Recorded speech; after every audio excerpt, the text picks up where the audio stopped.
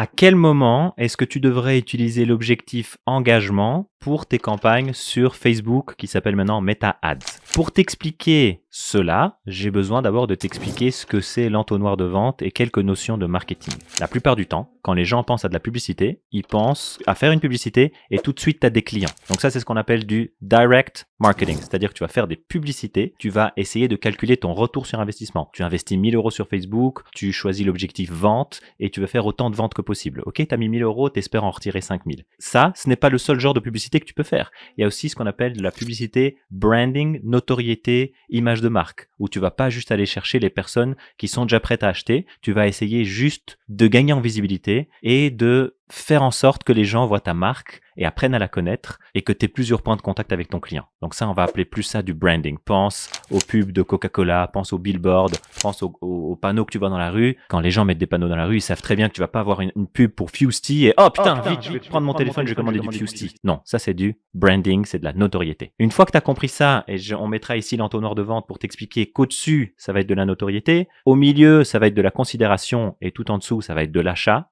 Ah ben, quand tu veux faire des campagnes d'engagement, en général, ça va être pour de la notoriété et pour de la considération. C'est-à-dire que tu dois pas t'attendre à faire une campagne avec de l'engagement et à avoir des nouveaux clients. Ça sert à te faire gagner en visibilité, en notoriété et peut-être que grâce à ça, au moment où ils vont avoir besoin de ton service ou tes produits, eh ben, ils vont se souvenir de toi et tu vas essayer de créer une sorte de préférence pour ta marque. Ne tombe pas dans le piège de faire des campagnes sur Meta, choisir l'objectif engagement et puis dire bah écoute, ça n'a pas marché, j'ai pas eu de clients. Bah, c'est normal. De l'engagement, c'est pas fait pour avoir des clients, c'est fait pour gagner en notoriété. C'est fait pour qu'après, quand les gens ils vont avoir besoin de ce que tu proposes, de ton genre de service ou de produit, ils vont aller sur Google et au lieu de taper le nom générique, ils vont taper le nom de ta marque. Et ça, c'est génial parce que ça veut dire que si tu fais des annonces sur Google, par exemple, mot-clé générique, il va te coûter entre 3 et 15 euros. Le nom de ta marque, il va te coûter 5 centimes, 10 centimes. C'est ça l'objectif des campagnes de notoriété. C'est qu'après, une fois que les personnes, elles rentrent dans le stade où elles savent qu'elles ont un problème et que toi, tu fais partie des solutions, elles vont aller chercher ta solution. Mais pas au moment où elles voient ta publicité. C'est à force de les marteler, de la répétition,